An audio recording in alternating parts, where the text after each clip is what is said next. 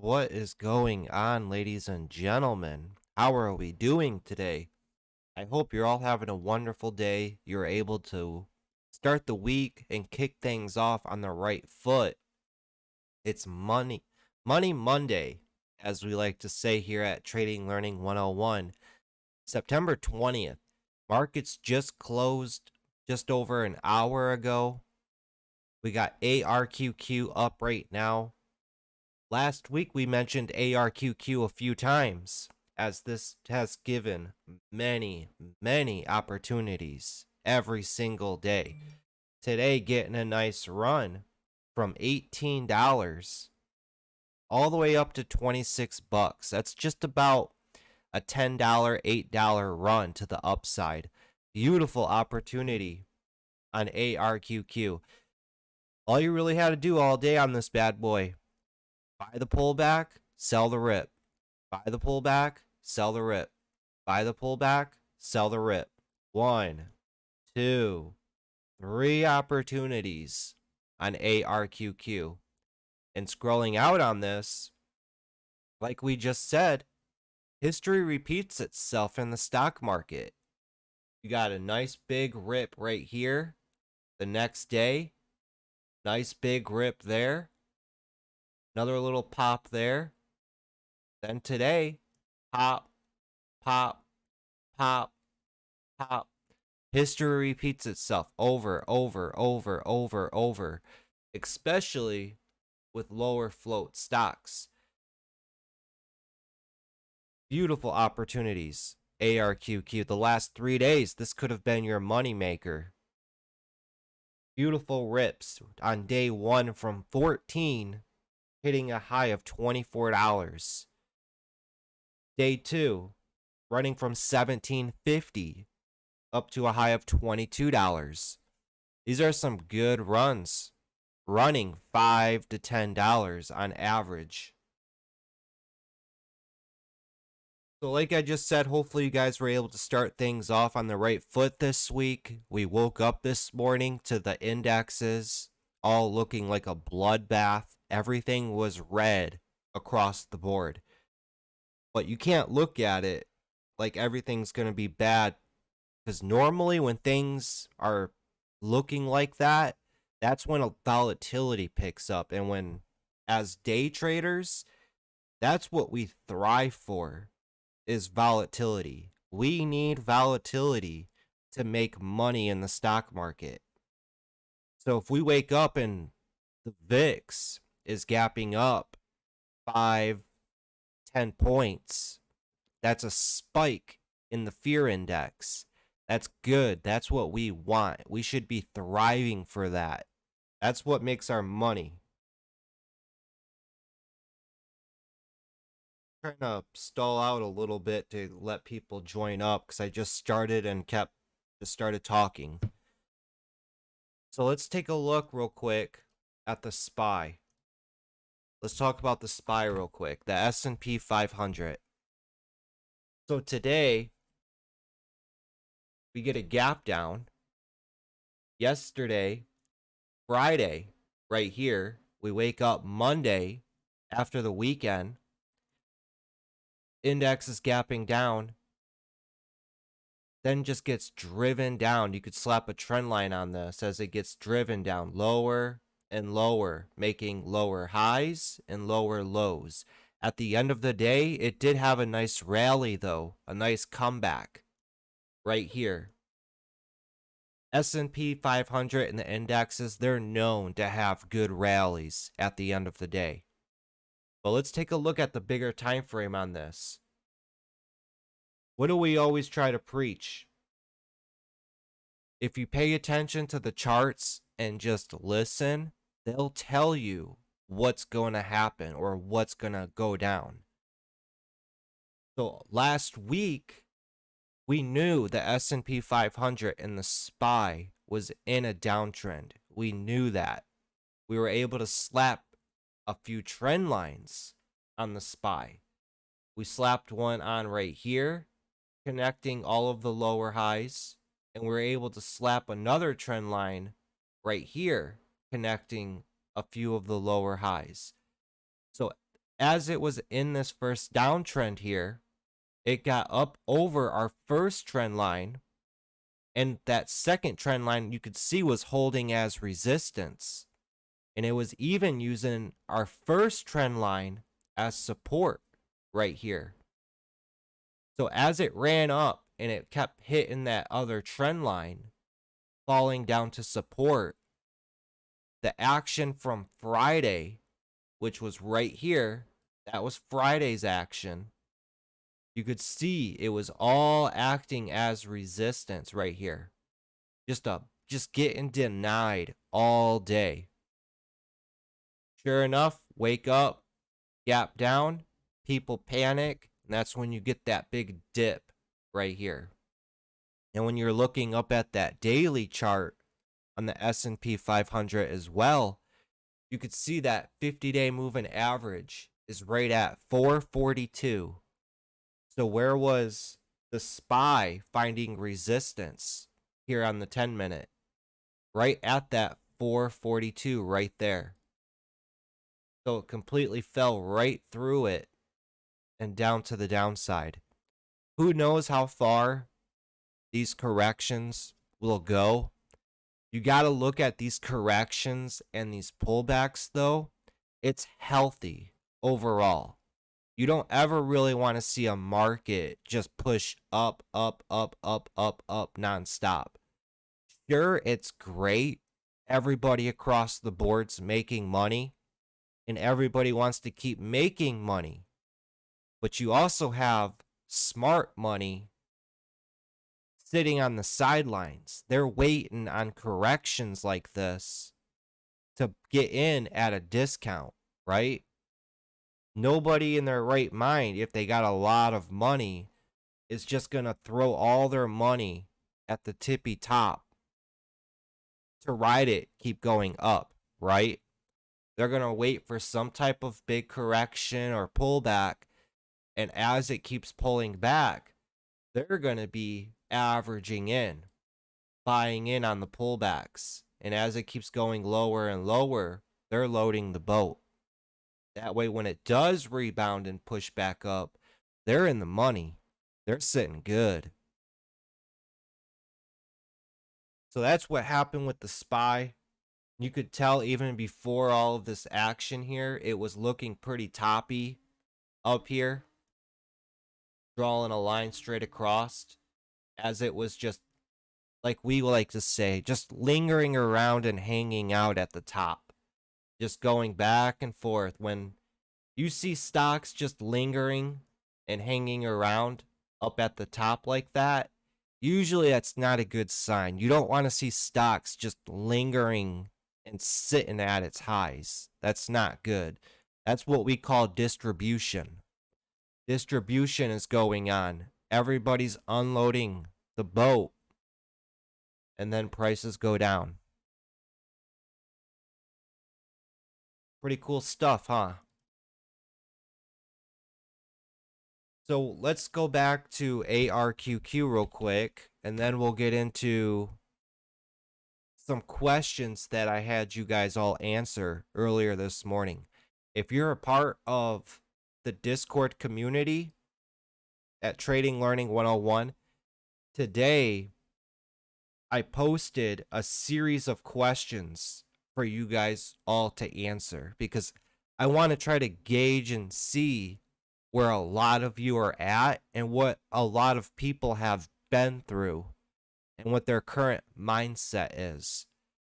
Because if you guys know me, Mr. Wolf, in the Discord, I preach and preach and preach and repeat myself over and over and over and over again to try to burn these good practices into your head. And I asked you guys to please answer these questions with honesty. And just before I went and started this stream, I quickly ran through and looked at the results. And I'm a little bit surprised on what I saw. So we'll cover and go over these questions in a moment, and we'll break it down for you guys.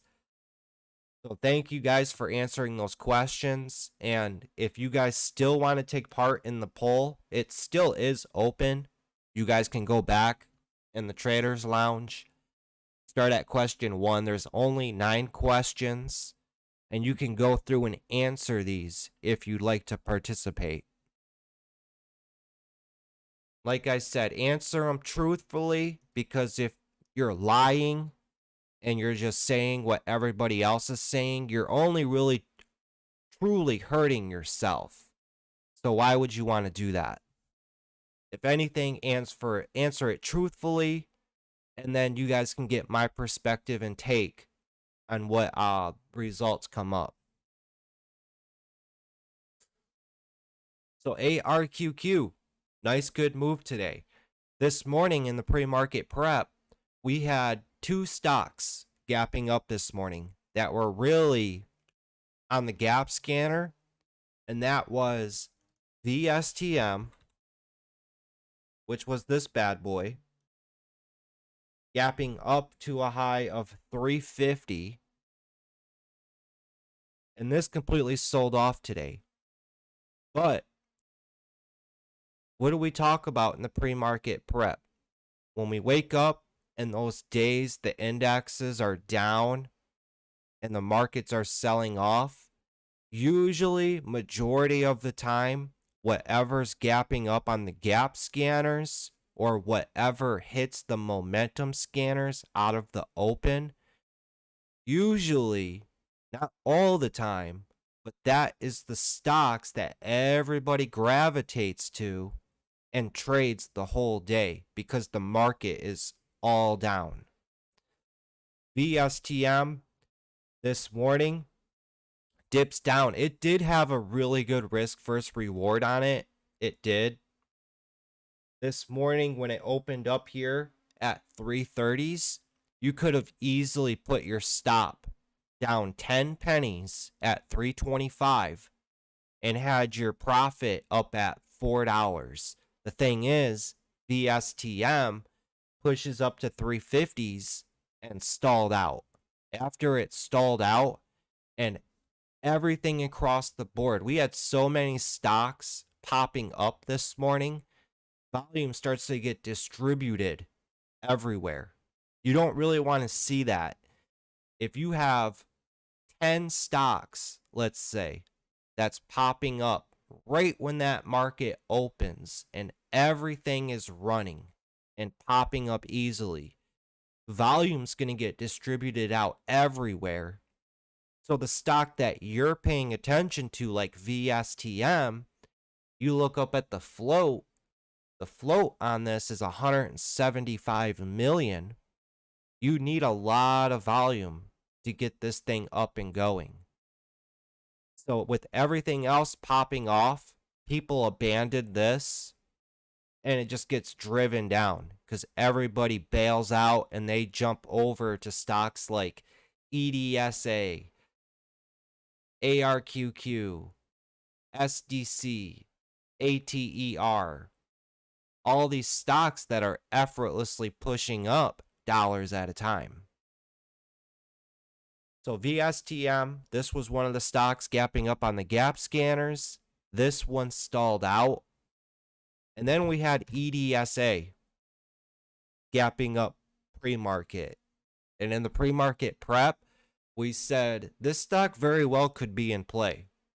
It's a lower float stock. This stock has a history of spiking in the past.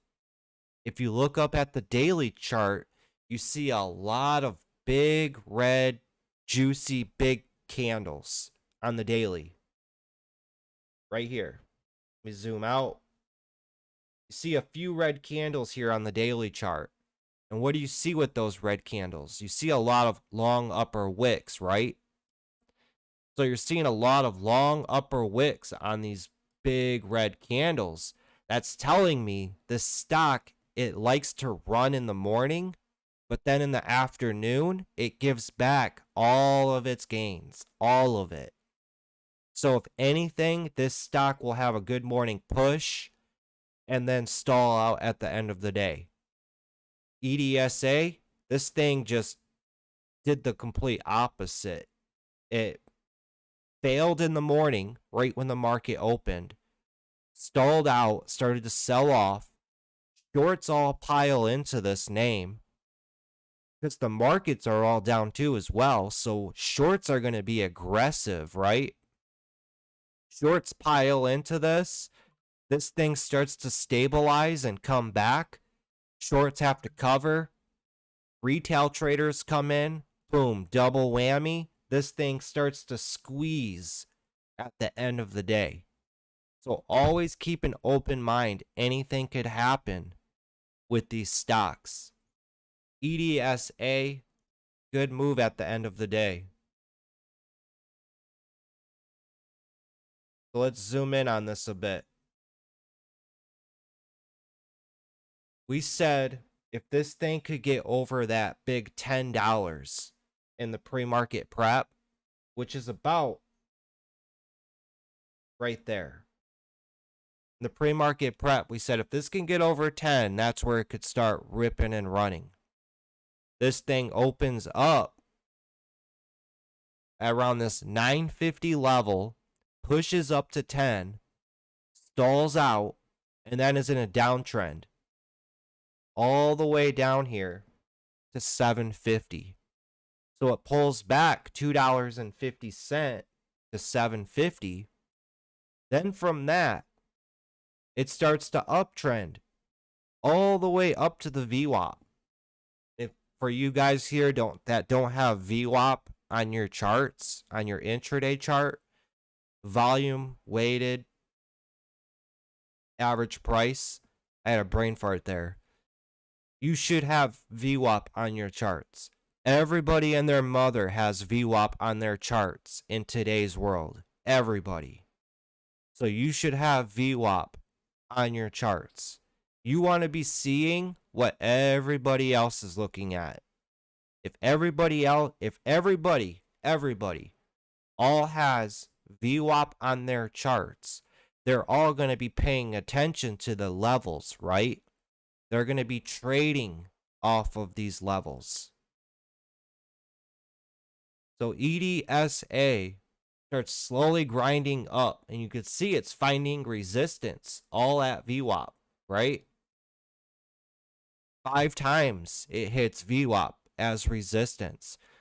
Short sellers are all putting their stop losses and risk just above VWAP. So this gets tighter and tighter and tighter and tighter. You could see volumes dead on it as it's trending up. And as soon as this squeezes and pushes over VWAP, look at how much volume the rest of the day just keeps surging and surging and surging into EDSA. This stock goes from, on average, 260,000 in volume every 1 minute. As soon as it pushes over that VWAP, it then goes to, on average, let's see, around 600,000 in volume every 1 minute. So volume has increased 2/3 pretty much, going from 200,000 every 1 minute to 600,000, or I'm going to say it doubled. We'll say that. So volume's king, guys. Volume is king. Pay attention to volume. And from $8.50, this squeezed all the way up to new highs, up at $10.50. And then when it pulls back right here, down to $9.50, $10, it's holding that general area we originally planned out in the pre-market prep, that $10 area. Sure, it did dip down to $9.50. It's not going to be perfect. These are lower float stocks. The volatility with them are going to be you got to be a bit more fluctuated with these volatility. But it's still holding our general area, that $10. And from that, it's pushing up to new highs. $11.50, pulling back down, holding 10 as support right here. At the end of the day, getting a good push all the way up to 1225. So some good moves on EDSA. Beautiful chart. And you see how I broke that all down, you guys. Putting the story together that makes sense. That's how you do it. And by practicing doing this over and over and over and over again, you're going to get quicker, you're going to get better, you're going to understand how longs think, shorts think, and putting it all together to tell the story.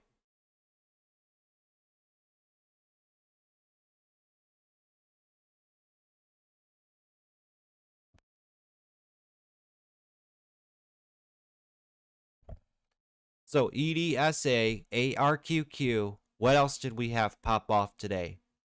We had a quick pop on TMC. This had a real quick pop this morning. The first half hour, this pushed up and then just got driven down. So this ran from just under 10 up to 11.15. So a nice just $1 spike on it. That's it. And when you're looking at this, going back, this really started to fall apart like right here. And if you draw your line across, before it started dropping down, making new lows, that was the trigger level for this. And then when it ramped back up, that's where it topped out at. So always try to be looking at charts, looking back, areas of interest. Where did it start to fall down from? Where did it start to break out from? Those are big, significant areas you should be paying attention to.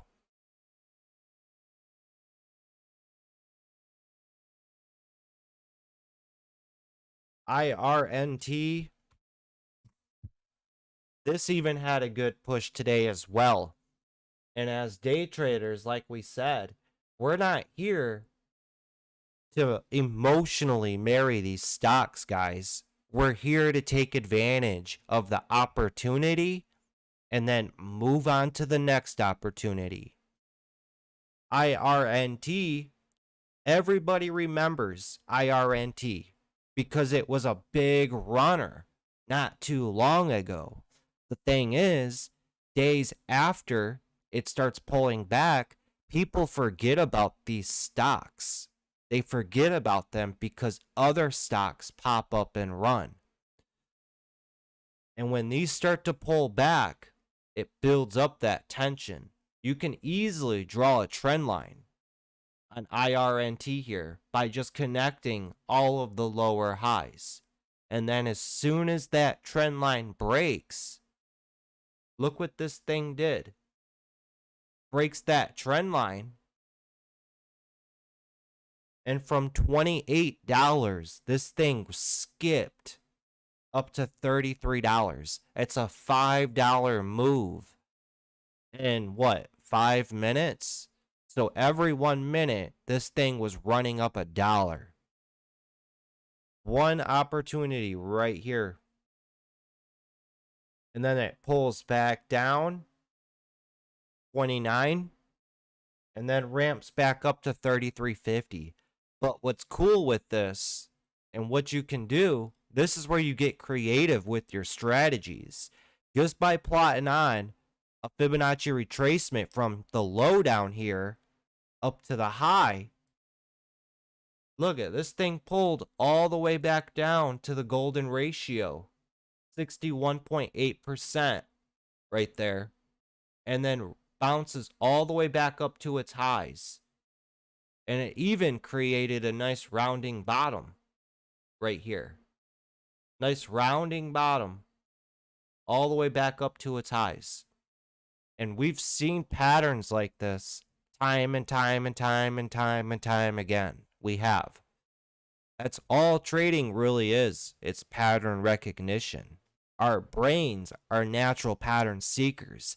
That's why you hear everybody and their mother preach and teach. Look for U shapes, triangles, wedges, I can't even talk. Bull flags. Patterns never change, guys. They've been around for hundreds of years. They have, because human nature never changes. So good move on IRNT.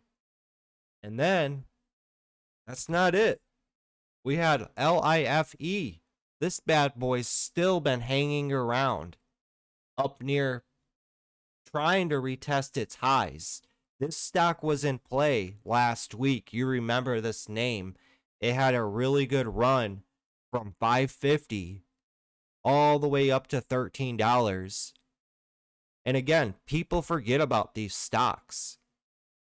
The days it pulls all the way down to 8, this had a nice rebound back up to $11.50, and you could just see it's getting real tight. It's still hanging around. It's near its highs up here. It's getting tighter and tighter and tighter. This thing starts and breaks over 11. This thing could push to 11.50. Then you have your high up here at 12.50. And if it breaks that, who knows how high this could go. The float's not too big on this at 16 million.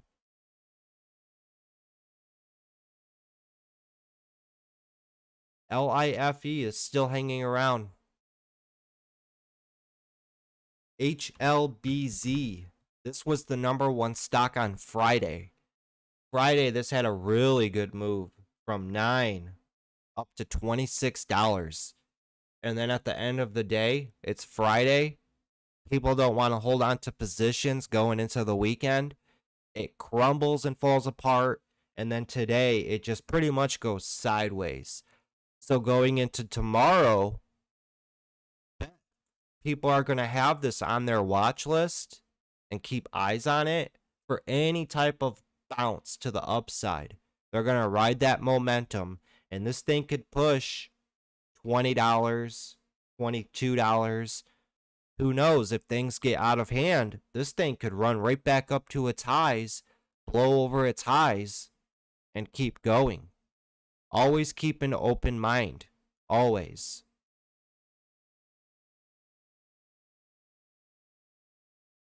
So HLBZ, now you could see how people can easily forget about these types of stocks, because you got stocks like EDSA popping up, taking the attention away.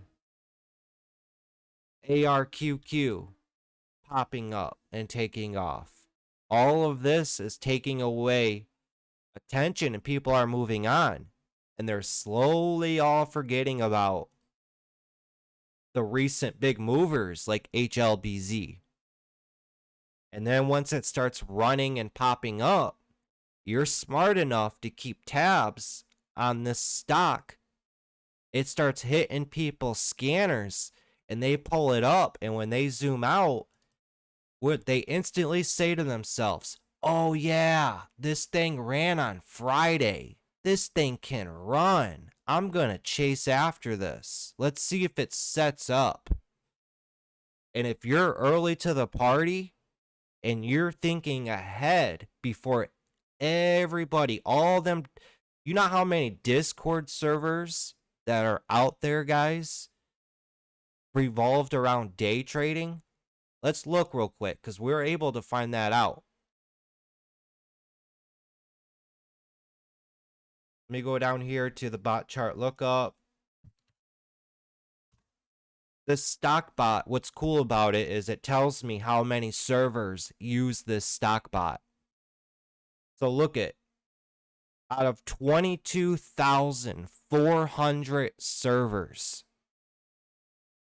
just on Discord, guys. So not all of these are day trading related, but they're related to the stock market. There's over 22,000 different Discord day trading servers out here, guys. So there's a lot of stupid money out here. Stupid money. We got servers all out here, like Wall Street Bets. These guys are always pumping and wanting to pay attention to what's popping off and running. You got Boiler Room, Normac Norwell, Atlas Trading, Bookmap. All these people out here, and look, they're all posting patterns. Look out for wedges, guys. Buy wedges, because they'll break to the upside. They're all looking to make money out here, and there's eyes. They're looking for somebody to call out something so they can chase after it. So with all of these different servers out here, guys, it's important to pay attention to these stocks like HLBZ days after they make their move. Because if you're ahead of everybody else, you feel a lot more comfortable holding onto a position, and you see the opportunity that it could have. And when it starts ripping and running, all that stupid money comes rushing in, and they're pushing you up into the profit. And then later on, you're the smart money, unloading your shares onto the stupid money that's chasing after this. In a way, it's cruel, and it's kind of wrong to think like that, but it's the truth, guys. That's why I'm the Wolf of Wall Street out here. I call myself Mr. Wolf. You gotta be vicious and ruthless in the way you think. Because all the stock market is, guys, it's a device used to transfer money. That's all it is. It's a device used to transfer money. Whenever you're right, somebody was wrong. Whenever you lose money, you were wrong and somebody else was right. So all we're doing all day is transferring money between accounts. All right, so now that we got that out of the way, let's pull up this the polls that we all asked you guys this morning. So this should be pretty fun. Let's pay attention to the answers that everybody answered on this. And like I said, thanks guys for participating and taking this seriously. And like I said, if you're not taking this seriously, playing around, just don't care, and you're just answering anything, you're only really hurting yourself. So why not take it seriously? So the first question I asked was, when is the only time you can trade? Only the open, the first hour, lunch hours, power hour, last hour of the trading day, or I am available the whole day? Out of 17 votes, 74% of you guys said I am available the whole day. Followed by 4 votes, I'm only available the first hour of the day. So it's good that you're open and available for the whole entire day. The way I look at it, you kind of always want to try to have an eye in the market throughout the whole day, so you get a better understanding and idea of what's going on. You're staying familiar with what's going on. You keep an eye in the market so you know what trends are going on, what's been popping off lately, stocks that are recently in play. There's a good and bad to it, though. And there's a difference between keeping an eye in the market and sitting here all day wanting to trade. I always try to preach to you guys, our number one goal and objective is to show up, wait for opportunity, and if you make money, I don't care if you make money within the first 10 minutes or an hour after that market opens. Anytime you make money, secure the bag, lock it in, and walk away. Always have that mindset you want to live to trade another day. So you can make money, close up that broker, and maybe you can just keep your charts up and just monitor what goes on the rest of the day. You don't need to sit here all day, every day, and trade. Because if you sit here all day in your trading, guys, some people will look at this the wrong way, or some people won't like the way that I say this. But by sitting here all day, guys, your mind's going to start playing tricks on you. It is. You're going to see setups that are sloppy, and you're going to tell yourself it's a good risk versus reward. You're going to take sloppy trading setups. You tell yourself you try to aim to take those A+ setups only. But by sitting here and you're watching a stock all day, your mind and your brain's going to start playing tricks on you, and you're going to see setups that aren't even there, because you're just been anticipating. So it's a mind game that you play with yourself by sitting here all day. And I try to preach and tell you guys, it's good to keep an eye in the market, what's going on, but try to close it up first hour and a half if you can. Get away from trading lunch hours. If you haven't traded and power hour comes around, you can see if opportunity comes along, power hour for a trade. But to sit here and just trade, that's no way to go about it. Next question.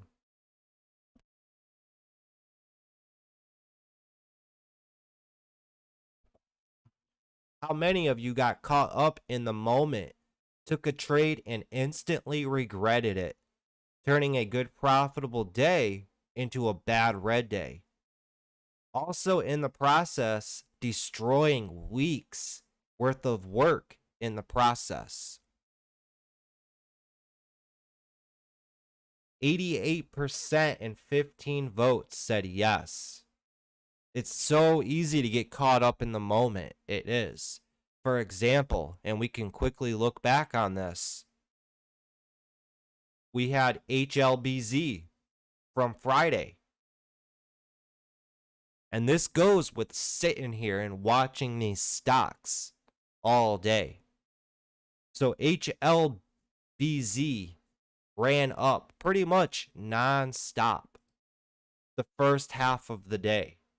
It finally topped out up here at around 11:50, 11:40. So the first, two and a half hours, it ran up nonstop. And you tell yourself, and this is mind games that you play with yourself. So you're here pre-market, and out of nowhere, HLBZ pops up. It's got news. Big network deal with Fox Network. You're like, dang, that's some pretty good news. And you watch this rip from $9.50 all the way up to $17.50. Rips up right before the open. So you tell yourself, wow, this thing just exploded. I gotta wait for a good retracement and a pullback, and I'll enter in on this. So market opens, and this sets up a wedge right here.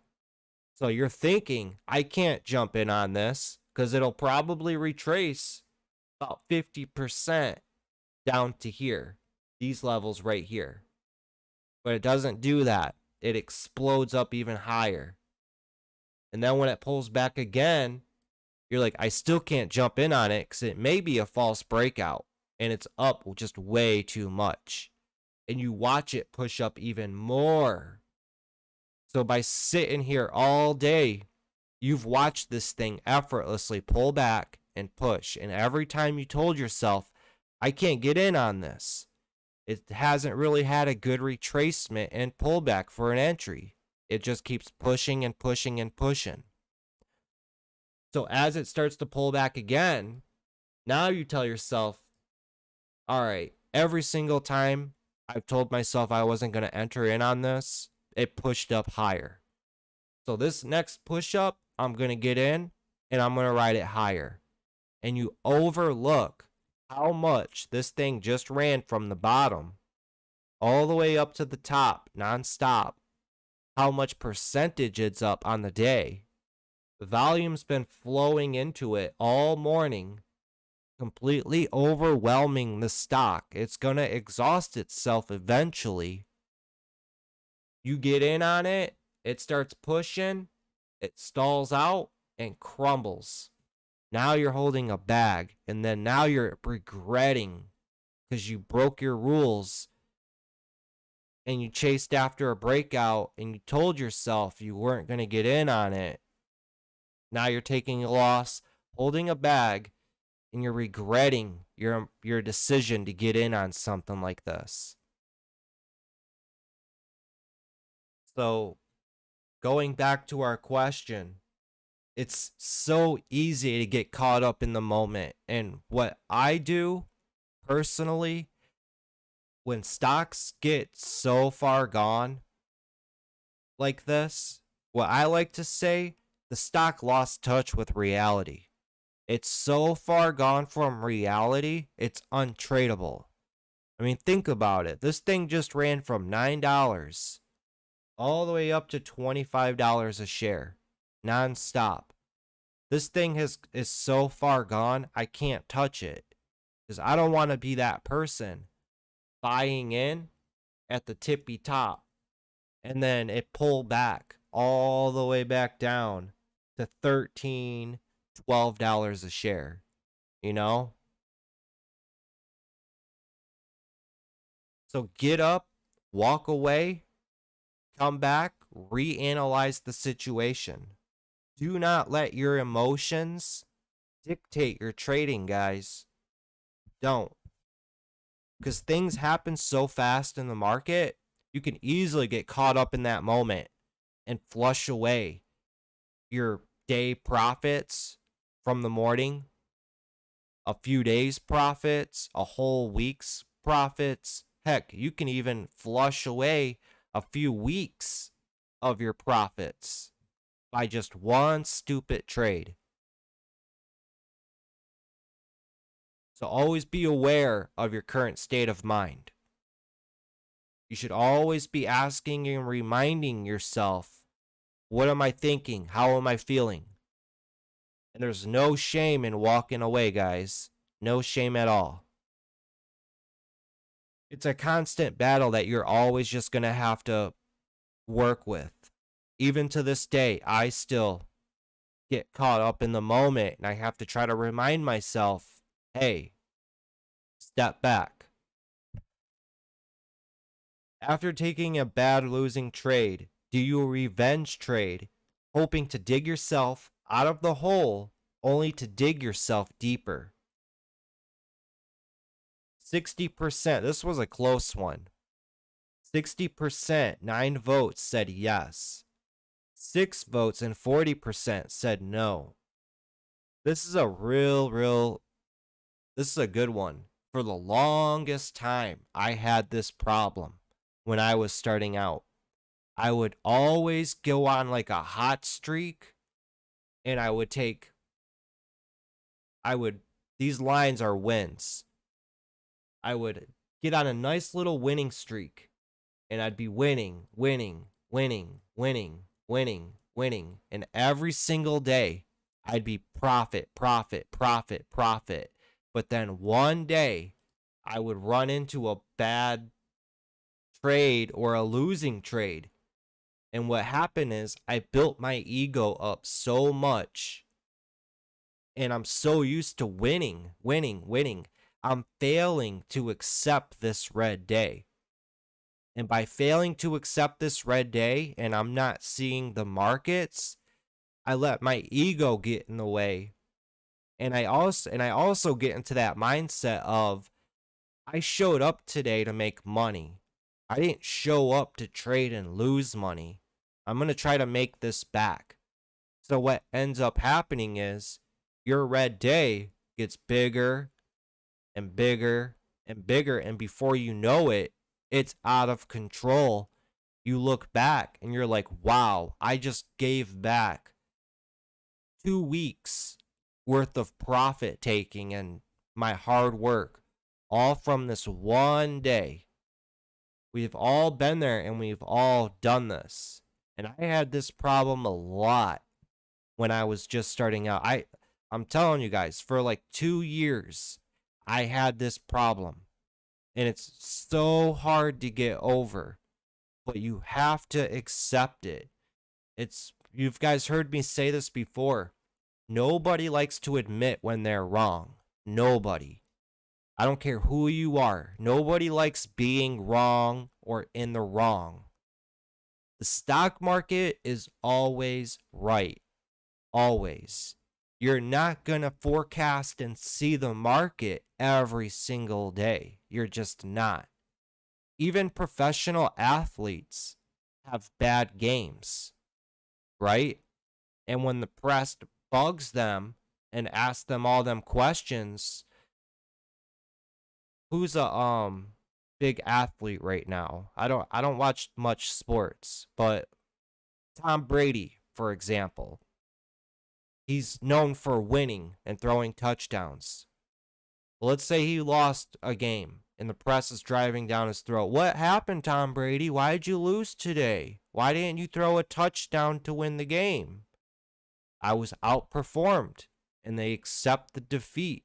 Sure, they look pissed off or sad or whatever, but they're accepting it and they're getting over it and they carry on. That's what you got to do. You cannot let one day get in the way and dictate your future. You're not going to see the market clearly every day. You're just not. So by noticing real quickly, hey, I'm red, maybe I'll take one trade, but I'm going to reduce my size and crawl my way back. But the next red trade I take, I'm done. I'm not seeing the market. Today is not my day. I'll come back and try again tomorrow. But yet, so many people fail to do that because they refuse to have a red day. They show up to make money, not to lose money. So this was a good question, and you could see it's pretty flop-sided with 40% and 60%. I'm going to go heavily on the yes side because it is super, super hard to admit defeat. It is.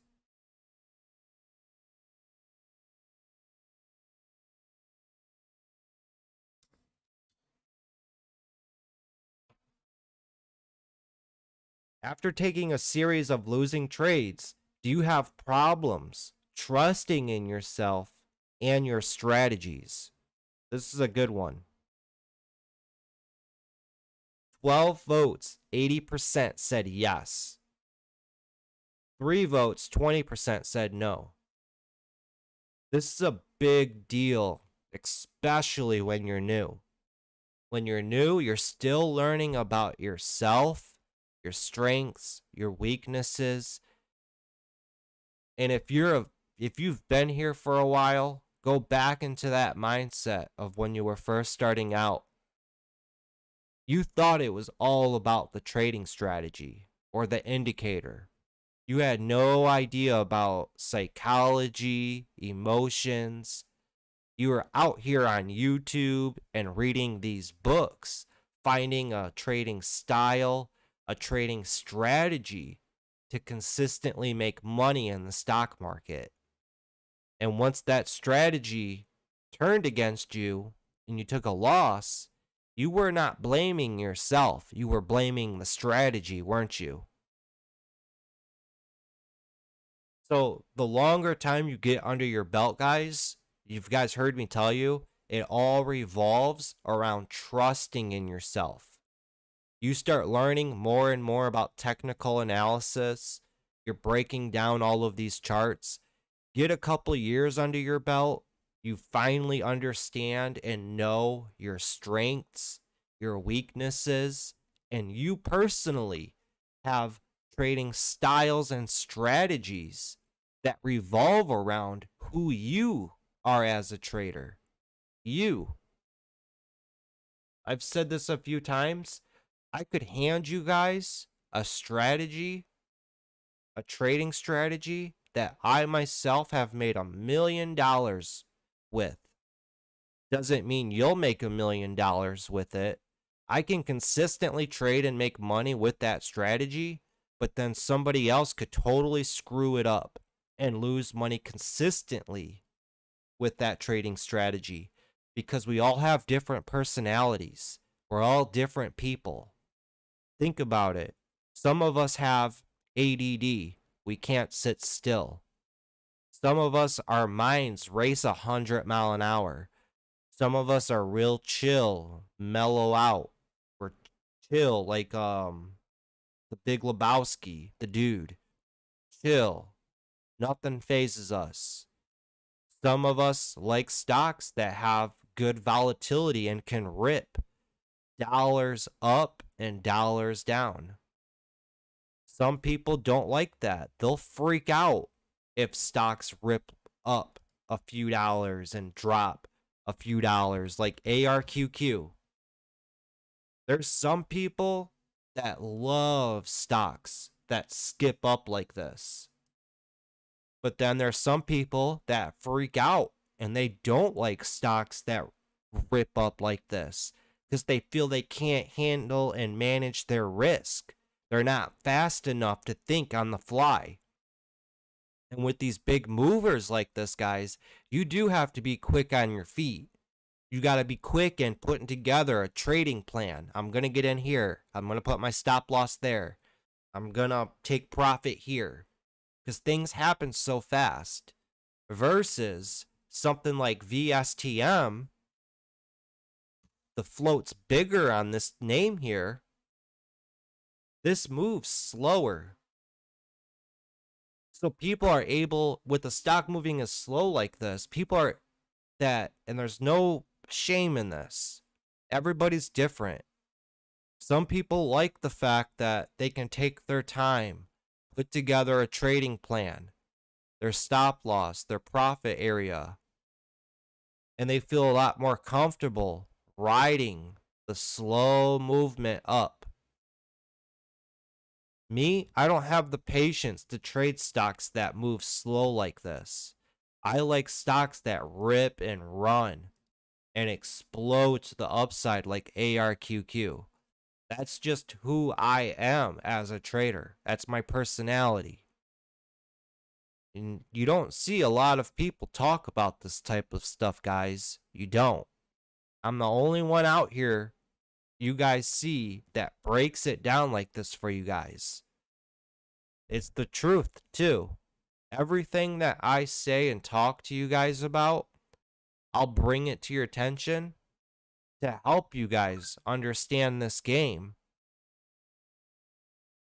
That's what it's all about. I'm here to try to help you guys be the best traders that you guys can be. I'm not here to hand you guys, hey, use this strategy every time. You'll make money. If you stick to the strategy, you'll make money. I don't want it. I want you guys to be self-sufficient. There's no better feeling than being able to fish for yourself.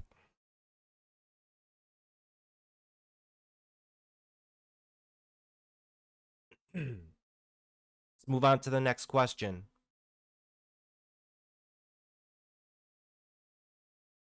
This one's a good one too. Do you average down in hopes to make back what you lost and hope you push into the green while trading? Out of 9 votes, 64% said no. Out of 5 votes, 36%, I'm going to say, said yes. So do you average down in hopes to make back what you lost and in hopes you push into the green while trading? I used to do this a lot when I was new. A lot. I would start off the day trading with 500 shares, and if I started off red, the next trade that came around, I would buy 1,000 shares in hopes to make back what I lost and push into the green. And that is just horrible risk management, guys. Because if you start off red, you only trade 500 shares and you take a 50-cent per share loss. That's a $250 loss to start the day. So then a next stock comes along and you buy 1,000 shares in hopes to make back your small little loss and push into the green. Well, now if you go to the downside, your loss pretty much is doubled. You take a 50-cent loss with 1,000 shares. That's a $500 loss. So now you're down $750 on the day. And you see how easily and fast things can get out of control. Managing your risk is such a big part in this game. And a lot of people fail to do that because it's all based on your approach. Your approach is all wrong. Most people go into trading to make money. Pretty much all new people, they don't go into trades thinking, okay, this is how much I can lose, but this is how much I'm looking to make. So is it worth it to take this trade?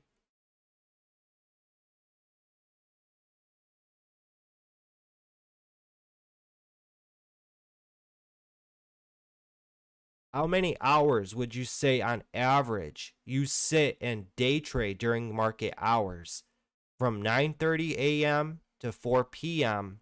Eastern Standard Time? And this is a pretty good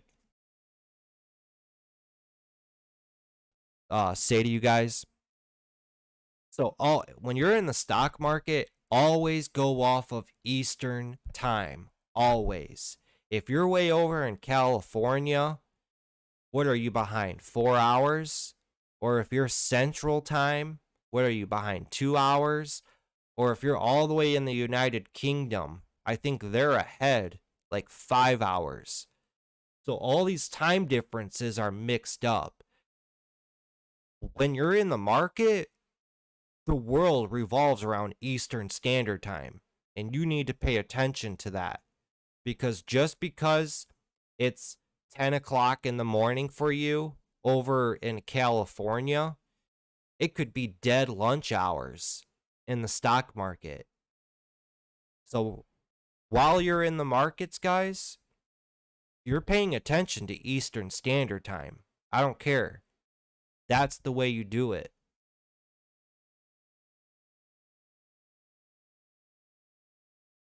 So we got pretty much a tie here across the board.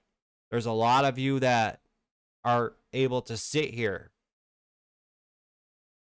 1 to 2 hours a day, 2 to 4 hours a day, and 3 to 6 hours per day. 2%, I'm here all day. For me, I want to be here on average maybe 1 to 2 hours. That's it. I mean, whatever floats your boat. The way I look at it, guys, the stock market gives you opportunity to live life free and be your own boss. So if I can do my job and consistently make money, only working an hour a day, that's a job well done. Job well done. The whole purpose of the stock market and day trading is to give you freedom.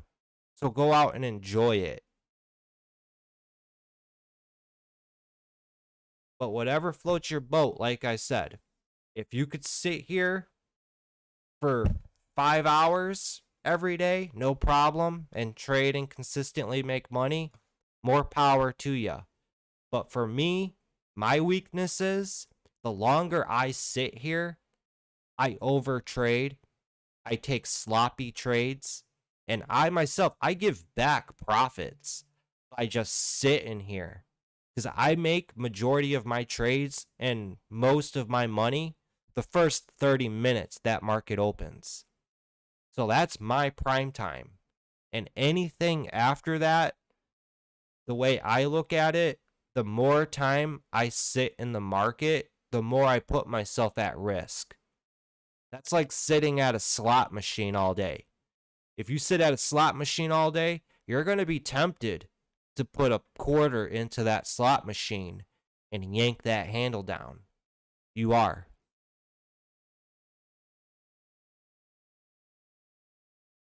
Everybody's different, though, guys. Everybody. There's no shame. There's no problem with sitting around for 1 to 2 hours. You could be here for 3 hours, 5 hours, or you could sit here all day. It's just all about preference. But my perspective and my point of view, show up, make that money, secure the bag, live to trade another day, and enjoy the rest of your day. Keep it simple. If I can consistently show up and make a couple $100 then the first hour, that's awesome. I used to have to work a whole 8-hour shift to make that type of money. Now I have that opportunity. I can show up, and as little as an hour is what I need to make that money. And I have the whole rest of the day to do whatever I want. Heck yeah, I'll take that. Respect the game, guys. Respect the game. Because if you do not respect the market, it'll chew you up and spit you out. At what time do you notice you trade the most? Right when the market opens? Half hour after market opens? 1 hour after market opens? 2 hours after market opens? Noon? Power hour? I sit and trade all day. Majority of the votes, 69% got half hour after market opens. That's pretty much like the perfect time to trade. Sure, there's going to be people that trade right when the market opens, right when you hear that ding, ding, ding, ding, ding. Because you get caught up in the moment. You get caught up in pre-market trading. You get excited. And the perfect example for that is EDSA from today. Pre-market, this thing was ripping, right? This thing was ripping up, finding resistance up at 974. Everybody knew it was looking for that $10 break. This thing gears up, opens up right here at 945, and look at it, rips up to $10 and then crumbles and falls apart real hard. I can't tell you guys how much money I've lost trading right when the market opens. It's just so unpredictable, and you truly do not know what's going to happen right when that market opens. There are so many orders going through, buying and selling. You've seen some wild stuff. Stocks ripping up effortlessly $2 and then slamming right back down $3. It's some insane volatility. So waiting for at least 15, 20 minutes and half an hour, let these charts paint a picture for you and give you a guide to go off of. It's a lot easier. That's where a lot of people make a easy money. Half hour after the open.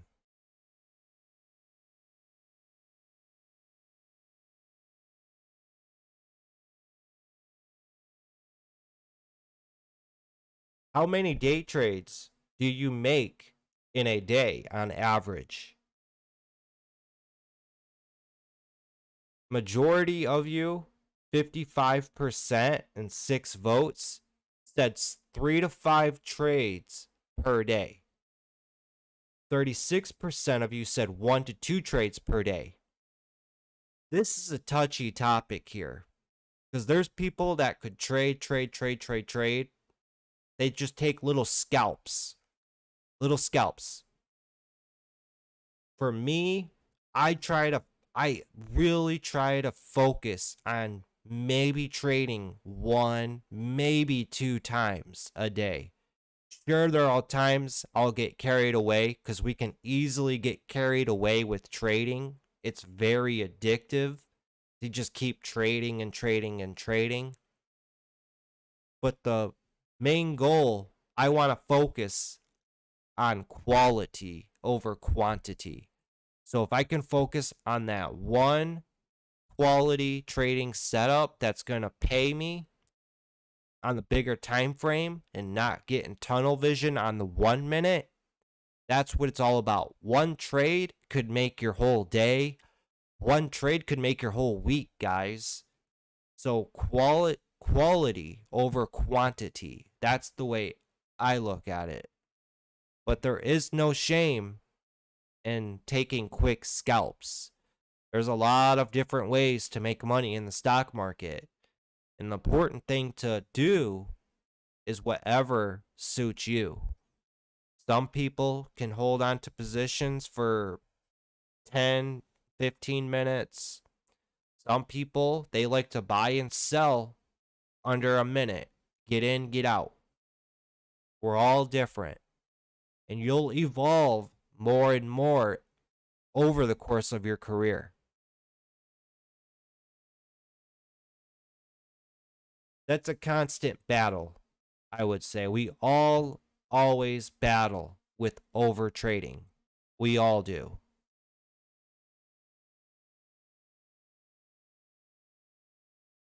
Here was an interesting one. I would think a lot of you guys and a lot of people out there are under the PDT rule. Let's look at the results. I was actually shocked by this. Are you under PDT rule, pattern day trader? Out of 13 votes, 93% of you said, no, I am not under PDT rule. That's a big advantage that you guys have. A real big advantage. So respect that. There are people out here that are not over PDT.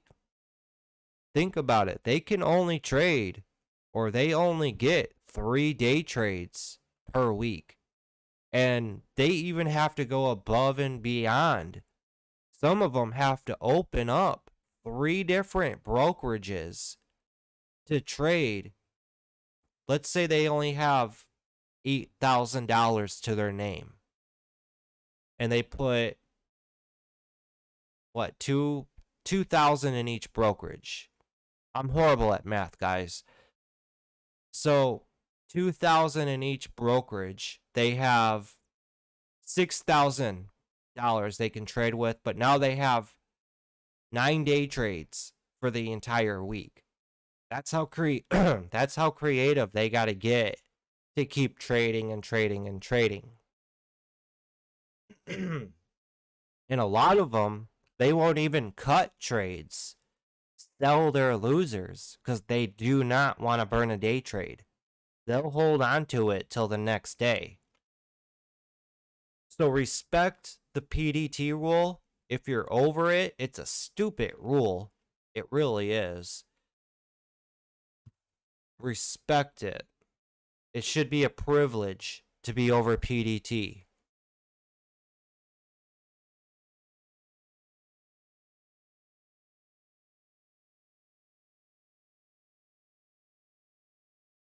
All right, last one. Do you get excited when trading? Now, after creating this question here, it's a bit more complex because no matter what, we're going to all experience emotions while trading.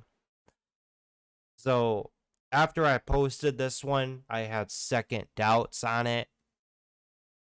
Do you get excited when trading? 53% of you out of 7 votes said yes. 46% said no, I am calm and chill. Nobody said my mind goes blank. Well, if your mind, nobody picked my mind goes blank, that's good. That's really good. At least none of your guys' minds are going blank and your trading plan is going out the window. So that's a good thing. The rule of thumb for me, if you enter in on a trade and you're scared and you're nervous, your size is too big. You need to scale back. Sure, entering trades, you get excited. I think we all do when we enter in on trades. It's that adrenaline rush and the thrill of the trade. I would say the number one thing to focus on is, are you scared? You shouldn't be scared while trading. If you're scared, like I said, scale back your size.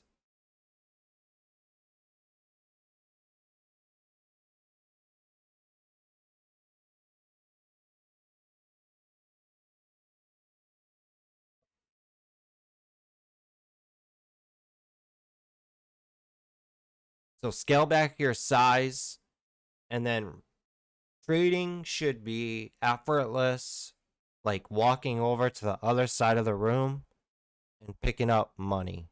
That's what trading is.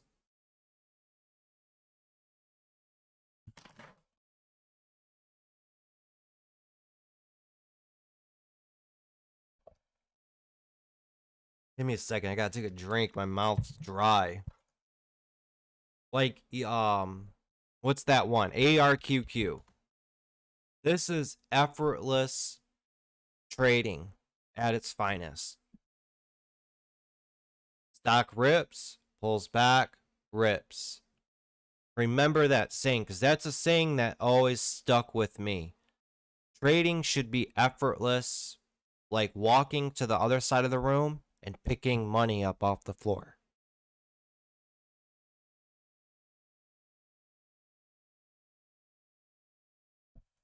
Even with CRVS, this offered an opportunity today, a few of them.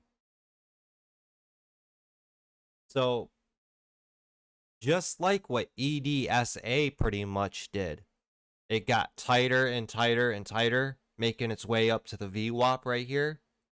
Then explodes over the VWAP, gets a nice bull flag pullback, and look at all that volume pour in right there.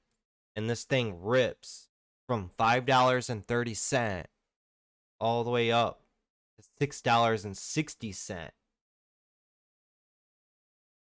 Dang, this thing exploded. About $1.30 it exploded.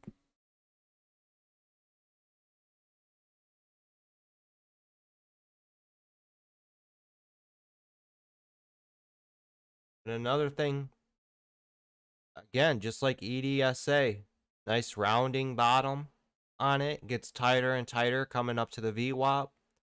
And you have the previous day's close, that blue dotted line. So you have two factors there, the VWAP and the previous day's close. Blows up over it, like we said, nice bull flag pullback, continuation. And then again, this created another rounding bottom right there, all the way back up to its high.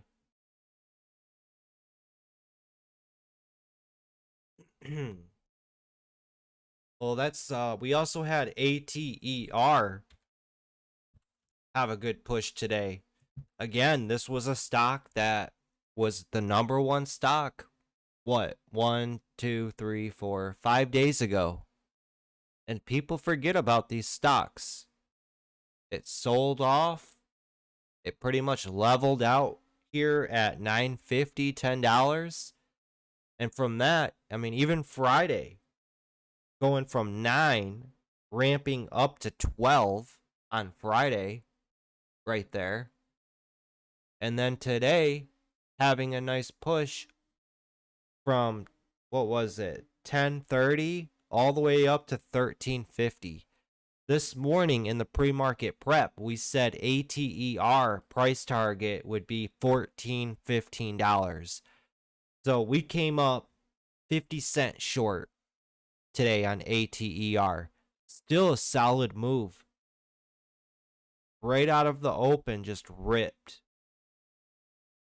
This thing was a nice one.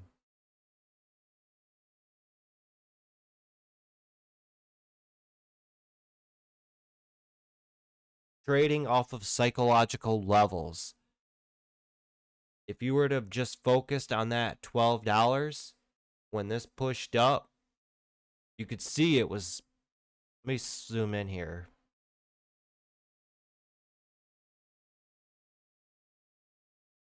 As this was pushing up, it was holding that 12 bucks, and right off of 12 pushes up to almost 13, pulls back again, 1150s, gets back up above that $12 and then held it all right here. 12 bucks. Got tighter and tighter. Throw some trend lines on that. There's your wedge right there. And from that, it pushed up.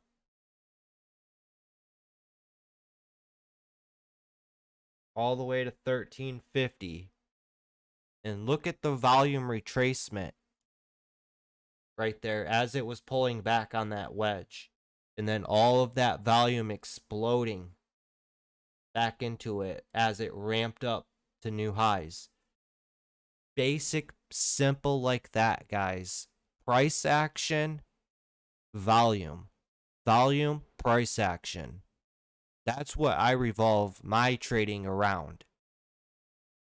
Volume is so underrated, and even candlesticks. I feel a lot of people do not fully appreciate and they underestimate the knowledge in candlesticks. Candlesticks, everybody uses them for a reason, guys. They give you an x-ray like a doctor for a broken arm. They give you a look inside of price action. And the great thing about candlesticks, you can look at candlesticks on multiple different time frames. A 1 minute, 3, 10 minute, 30 minute, 60 minute. If you need to look more inside of a candlestick, all you got to do is zoom in on the time frame. And you have these candlesticks that give you an x-ray of what's going on with price action. Just pay attention to your big psychological levels, like we always talk about. Right, we're just about approaching an hour 20 on this video. And today, before we take off, we talked about and mentioned earlier today when the market was crashing. I had to go through and find this video. But this was back when March 9th of 2020, when the indexes were halting because of volatility and markets were crashing. So this is an underrated video, and it had me thinking, you guys, I know I have a crap load of videos on my channel, a crap load. There's over 600 of them. But you gotta put that time in and absorb all of this information.